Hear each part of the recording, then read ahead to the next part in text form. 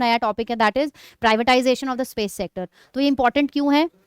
तो रिसेंट में इस साल में February 1 ऑन 2026 ये वाला आर्टिकल आया था, union budget 2026 to 7 space budget recovers but Mrs crucial private sector reforms. तो यहाँ पे because this thing was in the news, उसके बाद प्रीवियस ईयर में भी न्यूज़पेपर में इससे रिलेटेड एक दो आर्टिकल्स आए हुए हैं, that is why this topic becomes important. तो अब देखते हैं कि हाउ दिस इज बेनिफिशियल, और आपको अगर क्वेश्चन आता है तो कैसे अप्रोच करना है। तो something could come in your exam. अब जैसे क्वेश्चन के फॉर्म में हम बात करें, liberalisation of India space sector presents immense opportunities but also raises significant regulatory and strategic challenges discuss. तो इस तरीके से क्वेश्चन बन सकता है। तो हमारा जो मेन इन थीम्स के अराउंड क्या पर्पस है कि आपको we should know the important information about the topic, फिर उस इन्फॉर्मेशन के साथ आपको प्रोसीड कैसे करना है, वो जो आपका 150 से 250 वर्ड का जो फ्रेमवर्क आपको कैसे बनाना है, ठीक है। तो ये इस तरीके से सवाल बन सकता है, not this but something like this. Okay, आप देखिए,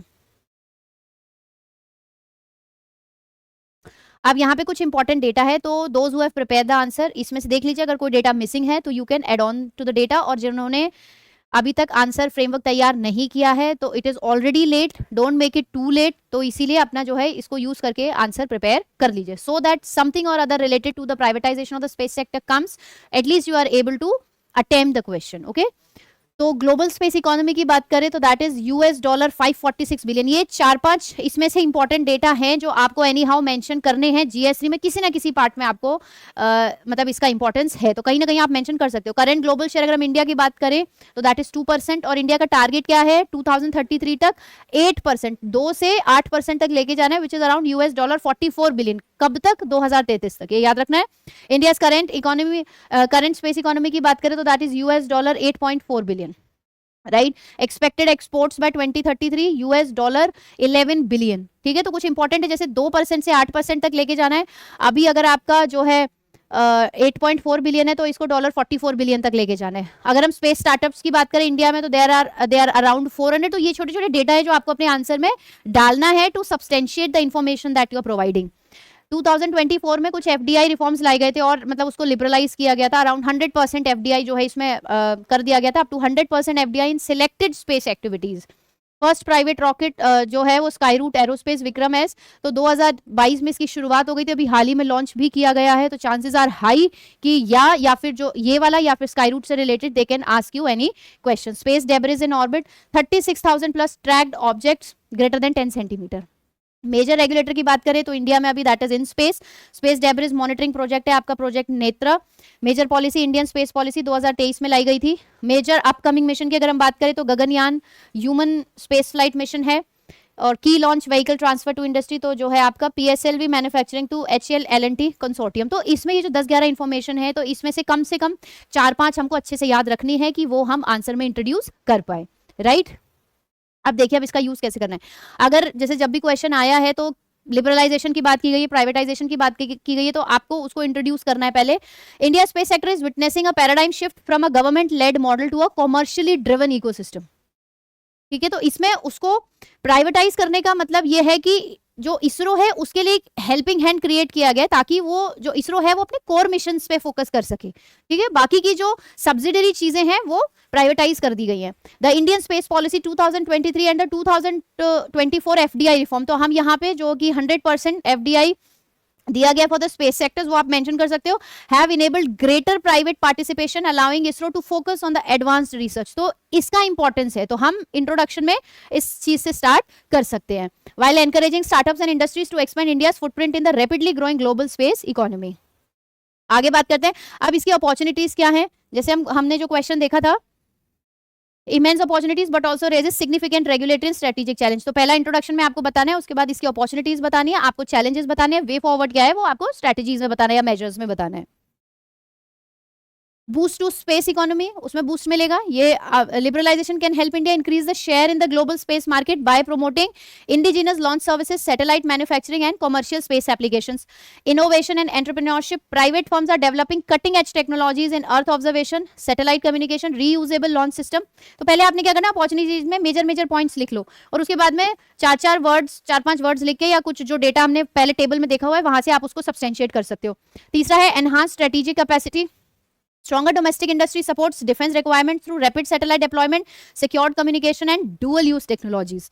ग्रेटर एफिशिएंसी की बात करते हैं तो जो रूटीन मैन्युफैक्चरिंग और जो लॉन्च ऑपरेशन है वो अगर आप प्राइवेटाइज कर दोगे, दूसरे उसको दे देंगे, तो जो इसरो का काम क्या होगा, to concentrate on the frontier mission, जैसे जो आपका गगनयान मिशन है तो वो उस पर अच्छे से फोकस कर पाएंगे. Employment and investment, liberalisation attract domestic and foreign investment, high skilled jobs जो है वो ज्यादा बढ़ेंगी. तो ये कुछ मेन पॉइंट्स हैं जहां पे हमको अपॉर्चुनिटीज दिखाई दे रही है, तो यू कैन हाईलाइट देम. अब बात करते हैं चैलेंजेस क्या है. तो रेगुलेटरी वॉल्यूम है, रेगुलेटरी वैक्यूम की अगर हम बात करें, India still required a comprehensive legal framework governing licence, liability, insurance and private space activities. Space debris की अगर हम बात करें, क्योंकि जो और भी कंट्रीज है, those who have already worked in this direction, अब जब हर एक्सपेरिमेंटल पर्पस के लिए जो स्मॉल सैटेलाइट्स हैं जब उनको लॉन्च किया जाएगा, तो ऑब्वियसली ये कहाँ पे एक्सपेरिमेंटल पर्पस के लिए आप LEO लो अर्थ ऑर्बिट में इनको लॉन्च करते हो, तो वहां पे क्या होगा कि बहुत ज्यादा सैटेलाइट्स विद टाइम इंक्रीज हो जाएंगी, कोलिजन के चांसेस रहेंगे, तो जिसको हम बोलते हैं कैसलर सिंड्रोम.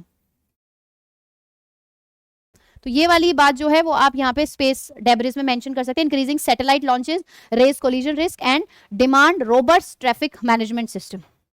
तो इस बात का जो है आपको याद ध्यान रखना है और यहाँ पे मेंशन करना है. फाइनेंसिंग कंस्ट्रेंट की बात करें, long gestation period and high technological risk limit access to long term private capital. क्योंकि कोई भी चीज बहुत जल्दी, आप जैसे स्काई रूट की बात करें तो started working on Vikram S in 2022 and they were successful in 2026, so it took a long time of 4 years. तो इतनी जल्दी चीजें नहीं डेवलप करते, तो उसमें आपको कहीं ना कहीं जो ये रिस्क है प्राइवेट कैपिटल का, एक लिमिटेड एक्सेस है, तो वहां पे काम करने की जरूरत है. Insurance and risk sharing, limited domestic space insurance capacity increases operational cost for the startup. तो ऑपरेशनल कॉस्ट बहुत ज्यादा है, इस पे भी ध्यान देना है. Cyber security and national security, expanding private participation requires safeguards against data breaches and protection of strategic assets. तो आपको साइबर सिक्योरिटी पे और नेशनल सिक्योरिटी पे बहुत ज्यादा काम करने की जरूरत है. एक आप यहाँ पे मेंशन कर सकते हो, 1972 में UN लाइबिलिटी कन्वेंशन आया था, जिसमें ये बोला गया था the country who is developing these rockets, जो सैटेलाइट्स है, जब आप उनको लॉन्च कर रहे हो तो उनका सेफ्टी का जो लॉस है, जो भी आपका उसका इकोनॉमिक इम्पैक्ट पड़ेगा, एनवायरमेंटल इम्पैक्ट है, उसके लिए वो पर्टिकुलर नेशन रिस्पॉन्सिबल होगा. तो उसके लिए आपको एक कंप्लीट लीगल फ्रेमवर्क बनाने की जरूरत है. तो यहाँ पे उस ट्रीटी को आप मेंशन कर सकते हो चैलेंजेस में. वे फॉरवर्ड में भी आप उसको बता सकते हो. Strengthen in space as an independent regulator, comprehensive space activities act बनाने की जरूरत है. तो यहाँ पे ये वाला जो 1972 यूनाइटेड नेशन लाइबिलिटी कन्वेंशन, इसको आप कोट कर सकते हो, यूनाइटेड नेशन लाइबिलिटी कन्वेंशन. ठीक है. उसके बाद प्रोजेक्ट नेत्रा, तो इसको हमने जो शुरू की टेबल थी कि इसका मॉनिटरिंग का काम है, उसके लिए जो है इसको एक्सपेंड करना है फॉर स्पेस सिचुएशनल अवेयरनेस. ठीक है. Promote public private partnership develop, तो उससे क्या होगा कि जो इन्वेस्टमेंट है, जो FDI है, उसमें मतलब अच्छी ग्रोथ देखने को मिलेगी. Develop domestic space insurance market, encourage research through dedicated venture funds and shared testing facilities. तो ये जो है आपका वे फॉरवर्ड है, इस डायरेक्शन में मेजर्स लिए जा सकते हैं ताकि ये जो प्राइवेटाइजेशन किया गया है ये फ्यूचर में हमारे लिए बेनिफिशियल साबित हो सके. तो आपको इन चीजों का ध्यान रखना है. आगे बात करते हैं कंक्लूजन कैसे करना है. तो there are 3 ways in which you can conclude. I would suggest this one.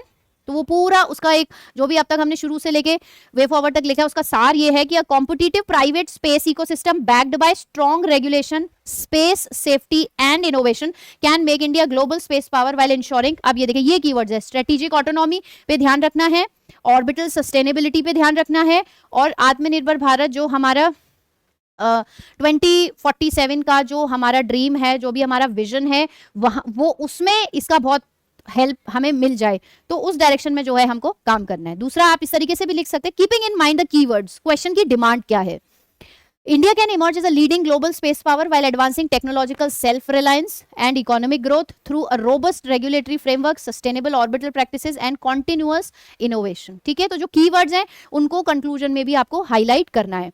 Private participation is not a replacement for ISRO but a force multiplier for India's space ambitions. तो इस तरीके से जो है आप आंसर को कंक्लूड कर सकते हो. डिपेंडिंग अपॉन कितने नंबर का क्वेश्चन पूछा गया, 10 नंबर का है तो at least in the main body that includes your after introduction, that includes उसका जो अगर बेनिफिट है, या जैसे हमने इसमें अपॉर्चुनिटीज पढ़ा, चैलेंजेस क्या है, मेजर्स क्या है, गवर्नमेंट ने क्या इनिशिएटिव लिए, तो these all should be including at least 10 points. फिर उसके बाद आपका जो है कंक्लूजन आ जाएगा. तो इंट्रो एंड कंक्लूजन उनको हटाने के बाद में जो आपका बीच वाला मेन बॉडी वाला पार्ट बनता है उसमें एटलीस्ट 9 to 10 पॉइंट्स होने चाहिए. सिमिलरली जो 15 मार्कर क्वेश्चन है उसमें 14 to 15 पॉइंट मेन बॉडी में होने चाहिए other than your intro and conclusion, और वो भी पॉइंटर्स में लिखे होने चाहिए. स्टॉप मतलब try to avoid writing in paragraphs. जितना पॉइंटर्स में हो सकता है उतना लिखिए, और जितना आप डेटा से एटलीस्ट हर आंसर में 2 से 3 डेटा या कोई रिपोर्ट या कोई स्कीम उससे उसको सब्सटेंशिएट करते रहिए. बिकॉज सिंपली राइटिंग या addressing the demand of the question if you substantiate it with the data तो आपको दूसरों से एक एज मिलेगा. ठीक है, तो दोज हु हैव प्रिपेयर्ड, आप केवल इसमें से इस डेटा की हेल्प ले सकते हो कि कहाँ पे आप इसको ऐड कर सकते हो, और जिन्होंने नहीं किया है तो they can go through the whole video and find out the important points जो उनको लगता है. तो ये सिर्फ 7-8 मिनट में जो है you can create a good answer. इसको 4-5 बार रिवाइज करके जाइए तो anything around the theme you will definitely find in the question paper. तो आपको जो वहाँ पे है क्वेश्चन को छोड़ने की जरूरत नहीं पड़ेगी. At least you will be able to write something in the question.